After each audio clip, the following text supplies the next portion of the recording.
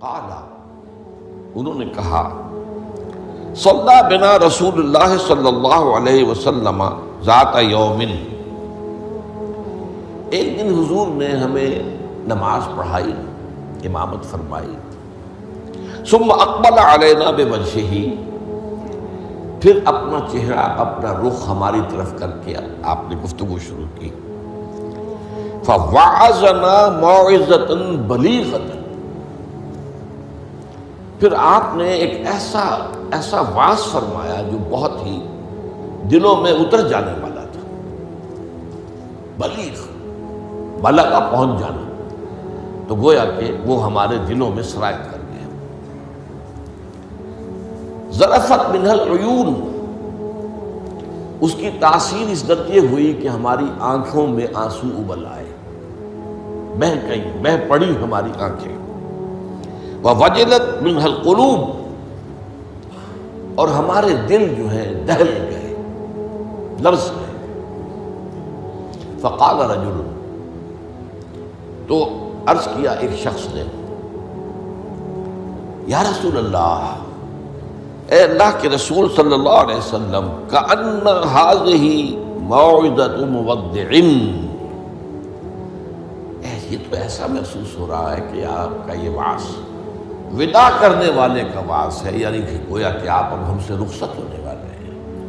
معلوم ہوتا ہے کہ یہ آخری وعظ ہے جو آپ نے ارشاد فرمایا، جس درجے کا بلیغ اور مؤثر وعظ آپ نے، اور دلوں میں کھپ جانے والا، جس سے آنکھوں میں آنسوؤں کے جو دریا بہنے لگے اور دل جو ہے دہل گئے۔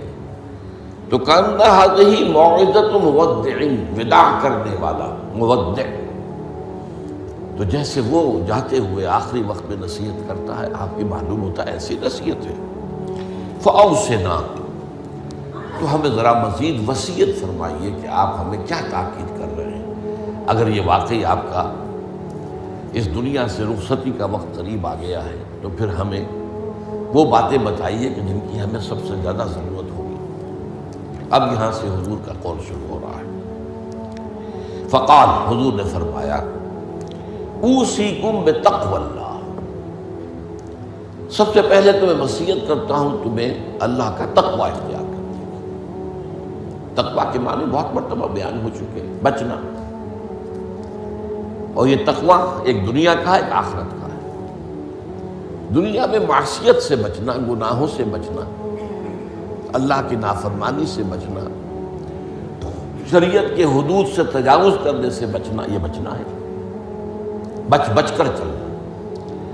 جیسے کہ کسی گھنے جنگل میں سے گزرنا پڑے انسان کو، اور وہاں کوئی پگڈنڈی بھی نہیں، کوئی راستہ بنا ہوا نہیں، اونچی اونچی گھاسیں اور درخت ہیں، اور اگر وہ امیزون کا ٹاس ہو یا کانگو کا ٹاس ہو تو درختوں سے لٹکے ہوئے بھی سانپ موجود ہوتے، تو اب ظاہر بات ہے کہ آدمی کس طرح چوکنا ہو کر پھونک پھونک کر قدم رکھے گا، کہیں ایسا نہ ہو کہ کوئی سانپ کنڈلی مارے بیٹھا ہو اور میرا پاؤں اس پر پڑ جائے، یا اور کسی موذی جانور کا کوئی بھٹ ہو، کوئی بل ہو اور اس میں میرا پاؤں پڑ جائے۔ تو یہ بچ کر چلنا کہ لو سانس بھی آہستہ کہ نازک ہے بہت کام، آفاق کی اس کارگہ شیشہ گری کا، ہر سانس کا لحاظ رکھو۔ تو سب سے پہلے تو اوصیکم بتقوی اللہ، نمبر 2 والسمع والطاعۃ،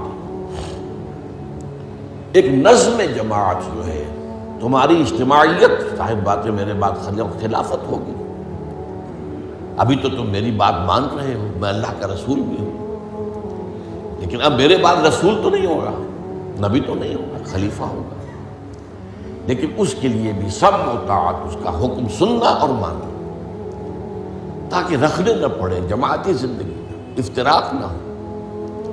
اس لیے کہ ظاہر بات ہے کہ United you stand, divided you fall, جب ڈویژن ہو جائے، اختلاف ہو جائے تو پھر ظاہر بات ہے زوال آ جائے گا، اور یہ ہوا ہے۔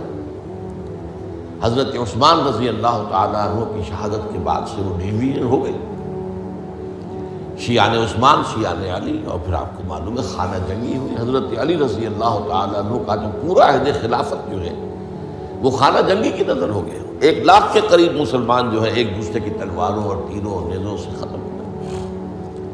تو ظاہر بات ہے کہ پھر زوال تو شروع ہو ہی جانا تھا۔ فرمایا والسمع والطاعۃ وإن كان عبدا حبشیا، خواہ تمہارا خلیفہ، تمہارا امام چاہے ایک حبشی غلام ہو، یہ نہ سمجھنا کہ تم برتر ہو، اعلیٰ ہو، وہ ادنا ہے، وہ گھٹیا ہے، نہیں، حبشی غلام بھی ہو تو فَإِنَّهُ مَن يَعْشُ مِنكُم بَعْدِي فَسَيَرَىٰ اخْتِلَافًا كَثِيرًا، اس لیے کہ تم میں سے جو بھی میرے بعد زندہ رہے گا وہ بہت کثرت کے ساتھ اختلاف دیکھے گا کہ مسلمانوں میں اختلاف ہو جائے۔ اختلاف تو حضرت ابوبکر کے زمانے میں ہوا، بس بات ہو گئی، اختلاف رائے ہو گیا، پھر فیصلہ ہو گیا، پھر سب عمل کر رہے ہیں۔ ایسا تو کبھی ہو ہی نہیں سکتا انسانی معاملات میں کہ اختلاف نہ ہو، لیکن اختلاف میں شدت ہو جائے، میری بات لازماً مانی جائے، یہ وہ چیز ہے ایجاب کل ذی رائے برائے ہی، کہ ہر شخص جو صاحب رائے ہے وہ اپنی رائے پہ اڑ جائے اور اسی کو اچھا سمجھے، تو پھر جماعت کیسے چلے گی؟ جماعت میں تو ظاہر بات ہے کہ کسر و انکسار کرنا پڑتا ہے، اپنی رائے کو پیچھے ڈالنا پڑتا ہے، امیر کی رائے کو ماننا پڑتا ہے۔ تو فرمایا فَإِنَّهُ مَن يَعْشُ مِنكُم بَعْدِي فَسَيَرَىٰ اخْتِلَافًا كَثِيرًا، اب وہ آیا جو اس موضوع سے متعلق ٹکڑا ہے، فَعَلَيْكُمْ بِسُنَّتِي وَسُنَّتِ الْخُلَفَاءِ الرَّاشِدِينَ الْمَهْدِيِّينَ، تو تم پر واجب ہے کہ میری سنت کو پکڑے رکھنا اور میرے خلفائے راشدین کی سنت کو پکڑے رکھنا، یہ تاکید، ان کی سنت کو مضبوطی کے ساتھ تھامے رکھنا۔ المہدیین، یہ جو خلفائے راشدین ہوں گے یہ مہدی ہوں گے، مہدیین ہدایت یافتہ ہوں گے۔ تمسکوها وعضوها بالنواجذ، دیکھو میری سنت کو اور میرے خلفائے راشدین کی سنت کو اپنے دانتوں سے پکڑ کر رکھو۔ یہ کچلیوں کے دانت جو ہوتے ہیں کسی شے کو پکڑنے کے لیے، درندوں میں آپ کو معلوم ہے یہ لمبی ہوتی ہے کچلیاں، یہ چونکہ زندہ گوشت کو پھاڑنا ہوتا ہے، زندہ جانور کو، یہ کچلیاں ہی ہوتی ہیں جو ان کو پھاڑتی ہیں، یہ آگے کے دانت کی کام نہیں کر سکتے۔ ہمارے ہاں چونکہ اب انسان جو ہے کچا گوشت نہیں کھاتا تو کچلیوں کی اتنی ضرورت نہیں ہے، تو چھوٹی رہ گئی ہے، نشان تو ہے۔ تو فرمایا عضو علیہا بالنواجذ، اپنی کچلیوں سے، دانتوں سے اسے پکڑ لو۔ وَإِيَّاكُمْ وَالْمُحْدَثَاتِ الْأُمُورِ، اور دیکھو ہرگز نئے پیدا ہونے والے معاملات کی پیروی نہ کرنا، یہ بدعت ہے۔ میں پچھلی مرتبہ بیان کر چکا ہوں، بدعت اور محدثہ، بدعہ محدثہ یہ ہم معنی الفاظ ہیں۔ وَإِيَّاكُمْ وَالْمُحْدَثَاتِ الْأُمُورِ فَإِنَّ كُلَّ مُحْدَثَةٍ بِدْعَةٌ وَكُلَّ بِدْعَةٍ ضَلَالَةٌ، اس لیے کہ ہر نئی پیدا شدہ چیز بدعت ہے اور ہر بدعت گمراہی ہے۔ میں نے اس اعتبار سے آپ کو یاد ہوگا کہ بدعت کے جو اسباب پیدا ہیں وہ بھی کل پچھلی مرتبہ بیان کیے تھے۔ بدعت کا ایک سبب یہ ہوتا ہے کہ جب دین کا ہمہ گیر تصور سامنے نہیں رہتا، دین کے ہمہ گیر تصور میں عبادات بھی ہیں، معاملات بھی ہیں، اور معاملات کی اہمیت زیادہ ہے، معاملات کی کوتاہی کو اللہ معاف نہیں کرے گا، عبادات کی کوتاہی کو اللہ معاف کر دے گا، وہ تو اللہ کے لیے ہے نا، تو اللہ تعالیٰ تو بہت معاف فرمانے والا ہے۔ یہ انسانوں کا حق اللہ کیسے معاف کرے گا؟ آپ نے کسی کا حق مارا ہے تو اس کا حساب کتاب تو ہو کر رہے گا، یا تو آپ کے کچھ برے اعمال، اس کے کچھ برے اعمال، گناہ آپ کے حساب میں آئیں گے، اور یا آپ کی کچھ نیکیاں ہوں گی تو وہ دے دی جائیں گی اس کو جس کا کہ حق آپ نے مارا۔ وہ گیو اینڈ ٹیک وہاں ہوگا، کریڈٹ ڈسکریڈٹ جو ہے وہ ہوگا، کریڈٹ اور ڈیبٹ وہ ہو کر رہے گا۔ اب تیسری چیز اور ہے، عبادات، معاملات اور سب سے اوپر اللہ کے دین کو غالب کرنے کی جد و جہد. یہ ہم نے حضرت معاذ کی حدیث میں پڑھا ہے، وَضَرْبَتِ السَّلَامُ مِنْ الْجِهَادُ فِي سَبِيلِ اللَّهِ. اسلام ایک درخت کے مانند ہم نے دیکھا، وہاں حضور نے مثال دی، اس کی جڑ ہے وہ تو ہے شہادت لا الہ الا اللہ وان محمد رسول اللہ. ایک تنا ہے اقام الصلاۃ و ایتاء الزکات. ضربت السلام منہ، اور آپ کو معلوم ہے کہ اصل جو درخت سے مطلوب ہوتا ہے وہ تو اوپر ہوتا ہے. ٹھیک ہے، بعض درختوں کی لکڑیاں بھی کام میں آ جاتی ہیں، جلا کے بھی لیتے ہیں یا وہ اس سے فرنیچر بن جاتا ہے، لیکن اصل جو ہے پودا لگایا ہے تو پھول کے لیے، پودا لگا درخت لگایا تو آم کے لیے. وہ کہاں ہوتا ہے؟ وہ تو جڑ میں تو نہیں لگتا، وہ تنے پر نہیں لگتے، وہ تو اوپر. تو وہ جو چوٹی ہے وہ جہاد فی سبیل اللہ ہے. اب کچھ لوگوں کی زندگی سے یہ جہاد خارج، انہیں تصور ہی نہیں کہ یہ بھی کوئی فرض ہے. باطل کے نظام کے تحت آرام سے رہ رہے، پاؤں پھیلا کر سوتے ہیں، اپنا پروفیشن، اپنا کاروبار، اپنا دھندا. انہیں اس سے غرض ہی نہیں کہ ہو کیا رہا ہے ماحول میں، اللہ کے دین کو کیسے اس کی دھجیاں بکھیری جا رہی ہیں، شریعت کو کیسے پامال کیا جا رہا ہے، دین میں کیسی تبدیلیاں کی جا رہی ہیں، انہیں فکر ہے.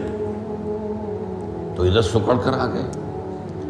اور کچھ لوگ وہ ہیں جو معاملات کو بھی چھوڑ بیٹھے. کاروبار میں تو سود کیا کریں، لینا ہی ہے، دینا ہی ہے. بینک سے روپیہ لیے بغیر کاروبار کیسے بڑھائیں؟ کارخانہ تو لگانا ہی ہے، تو بینک سے تو قرض لینا ہی ہے. چھوٹے مکان میں کیسے رہوں؟ بڑی حویلی تو بنانی ہی ہے، وہاں سے جو ہے بینک سے قرضہ لینا ہی ہے. یا اسی طریقے سے اور کا معاملات کے اندر جو ہے وعدہ خلافی ہو رہی ہے، جھوٹ ہے وغیرہ وغیرہ، دھوکہ ہے. اب وہ دین سکڑا، ایک حصہ اقامت دین کی جد و جہد خارج از بحث، معاملات اس کے اندر بھی کمی. تو اب سارا جو گاڑھا پن ہے وہ عبادات میں آ گیا. میں نے مثال دی تھی آپ کو کہ ایک تشلا ہوتا ہے نا، اس میں پانی بھرا ہوا ہے، 1 انچ اونچا ہے، 2 انچ اونچا ہے. اسی کو آپ کسی جار میں ڈال دیجئے وہ 1 فٹ اونچا ہو جائے گا. تو جب آپ نے یہ بیس اس کا تنگ کر دیا، نہ اقامت دین کی جد و جہد رہی اور نہ معاملات کی پیروی رہی، تو سارا زور اب عبادات. ہر سال عمرہ فرما رہے ہیں، کمائی حرام کی ہے. کچھ لوگ ہیں بڑے فخر سے کہتے ہیں ہر سال حج کو جاتا ہوں، اور میرا مصلی مقرر ہے پہلی صف کے اندر، وہاں شرطوں کو رشوت دیتے ہیں اور وہ ان کے مصلی محفوظ رکھتے ہیں. سمجھتے بڑی نیکی کا کام کر. حالانکہ دیکھیے، میں خاص طور پر آپ کو بتا دوں، حضور صلی اللہ علیہ وسلم نے جو عمرہ قضا تھا صلح حدیبیہ کے بعد ہوا، اس کے بعد کوئی عمرہ نہیں کیا. سن 8 ہجری میں مکہ فتح ہو گیا، اس کے بعد تو آپ بادشاہ تھے، اب کون روکنے والا تھا؟ کوئی عمرہ نہیں کیا. وہ ساری جد و جہد دین کو غالب کرنے کے لیے ہو رہی ہے. آپ کا سارا وقت اس میں لگا ہوا ہے. پھر حج نہیں کیا. سن 8 میں رمضان میں مکہ فتح ہو چکا ہے، آپ حج کر سکتے تھے. سن 9 میں بھی نہیں کیا. قافلہ جو ہے حجاج کا وہ بھیج دیا، مدینے سے روانہ کر دیا. حضرت ابو بکر کو امیر الحج پر خود دی. صرف ایک حج ہے، وہ آخری حج جسے ہم حجۃ الوداع کہتے ہیں. اس سے سمجھنا چاہیے ریشیو پروپورشن دین میں کیا ہے، واٹ از واٹ، کس چیز کی کیا قدر و قیمت ہے، کون سی چیز کتنے درجے میں مطلوب ہے. یہ جب جو ہے جیسا کہ میں نے کہا یہ دین کا تصور سکڑے گا تو عبادات، اور یہ عبادات خلوص کے ساتھ ہو رہی ہوں گی، اور ان عبادات کے اندر تشدد بھی ہوگا اپنے اوپر اور مبالغہ ہوگا، بڑھاتے چلے جائیں گے، اور یہاں تک کہ اس میں بدعات ایجاد ہو جائیں گی. اب خاص طور پر شب برات، قدوی شب، بہت جو ہے عبادت کر، باقی تو جو کچھ ہوتا ہے اس کو تو چھوڑ دیجئے. آتش بازی ہوتی ہے یا کچھ اور جو ہنگامہ ہوتا ہے، جو جشن، یہ تو کوئی سرے سے دین سے کوئی سروکار ہے ہی نہیں، لیکن خاص طور پر اس رات کو مقرر کر لیا، حالانکہ کوئی قوی احادیث موجود نہیں ہے۔ اسی طریقے سے معراج کی شب، وہ ساری چیزیں کیوں ہو رہی ہیں؟ اس لیے کہ عبادات کا جو معاملہ ہے پوری توجہ ان پر مرتکز ہو گئی۔ اچھا، دوسرا مسئلہ کیا ہوتا ہے؟ عبادات میں بھی ایک ہے ان کا ظاہر رسم، ایک ہے باطن روح۔ ایک نماز کا ظاہر ہے، فقہی طور پر آپ نے بالکل صحیح نماز پڑھ لی، صحیح وضو کیا، پھر اس کے بعد آپ نے تکبیر تحریمہ کہی، ہاتھ اٹھائے، باندھ لیے، سلام پڑھی، فاتحہ پڑھی، کچھ اور قرآن کا حصہ پڑھا، پھر رکوع میں گئے، تسبیحات کی، پھر کھڑے ہو گئے، پھر سجدے میں گئے، پھر بیٹھے، پھر سجدے میں گئے، پھر اٹھ کھڑے ہوئے۔ یہ جو رسم نماز ہے، اس کی ظاہری شکل، رسم کہتے ہیں ظاہری شکل کو، رہ گئی رسم ازاں روح بلالی نہ رہی، فلسفہ رہ گیا تلقین غزالی نہ رہی۔ اب اگر اسی پر توجہ مرتکز ہو جائے گی تو روح دین کی طرف سے توجہ ہٹ جائے گی۔ اس ظاہر کے بارے میں تو بڑی نیند میں ہوگی، چھوٹی چھوٹی باتوں کے اوپر اختلاف ہو جائے گا، من دیگرم تو دیگری، یہ کیا کیا تو نے؟ آمین زور سے کہہ دیا، یہ ہماری مسجد میں آیا کیسے تو؟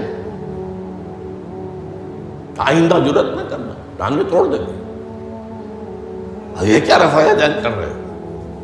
چھوٹی چھوٹی چیز،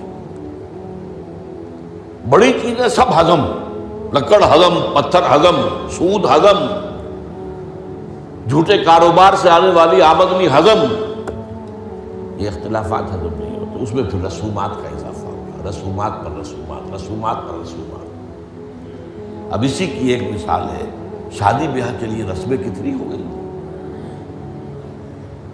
ہم نے تحریک شروع کی، اللہ کا شکر ہے، کچھ چرچا ہے، بھائی نکاح مسجد میں کرو، لڑکی والوں کے ہاں کوئی دعوت طعام اس کا ثبوت نہیں ہے۔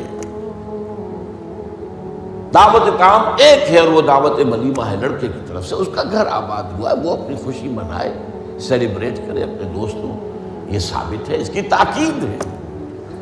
باب الولیمہ حدیث کی کتابوں کے اندر پورا باب ہے، باقی اور کوئی نہیں۔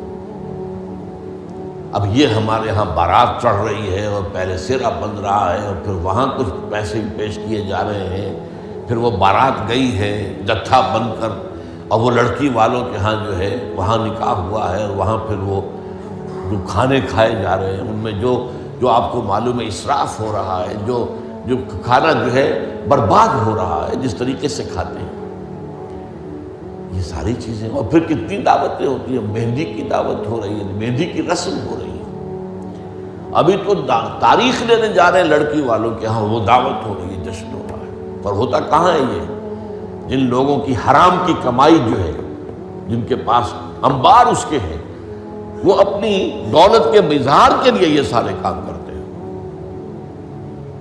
اور اس کا نام تبذیر ہے قرآن مجید کی اصطلاح میں، تبذیر۔ ان المبذرین کانوا اخوان الشیاطین، یہ جو پیسے لٹانے والے ہیں اپنے نام و نمود کے لیے، شہرت کے لیے، دکھاوے کے لیے، یہ شیطانوں کے بھائی ہیں۔ نتیجہ کیا نکلتا ہے؟ آپ کے پاس تو دولت کے انبار تھے، آپ نے کیا، ایک غریب آدمی کی مصیبت ہو گئی، وہ کیا کرے؟ میری بیٹی کیا کہے گی؟ میری شادی پر میرا باپ یہ بھی نہیں کر سکتا۔ وہ کھاتے پورے کرتے ہیں جس طرح بھی ہو، کچھ بھی، کہیں حرام سے کمائیں، کہیں چوری کریں، کہیں ڈاکہ ڈالیں، کہیں رشوتیں لیں، جس کے ہاں چند بیٹیاں ہو جائیں اس کی نیندیں حرام ہو جاتی ہیں۔ جبکہ اسلام کا اصول یہ ہے، شادی میں لڑکی والوں کا ایک پیسہ بھی خرچ نہیں ہونا چاہیے، مہر لڑکا دے گا، محفل نکاح میں چھوارے لائے یا کچھ اور لائے، ٹافیاں لائے، کچھ آئے، منہ میٹھا کرانے کے لیے لڑکا لائے گا، ولیمہ لڑکا کرے گا، لڑکی والوں کو تو خرچ ہی نہیں، نہ جہیز کا کوئی تصور اسلام میں۔ لیکن ہمارے یہاں سارا معاملہ الٹا ہے۔ تو یہ ہے اصل میں جو اسباب ہوتے ہیں اس میں میں نے ایک چیز آپ کو اور بتائی تھی، جہاں کوئی بدعت آئے گی وہاں سے کوئی سنت غائب ہو جائے گی۔ حدیث سنانے سے رہ گئی تھی، ما احدث قوم بدعۃ الا رفع مثلها من السنت، رواہ احمد رحمہ اللہ۔ کوئی قوم بھی کوئی بدعت ایجاد نہیں کرتی مگر یہ کہ اس کی جگہ سے سنت اٹھ جاتی۔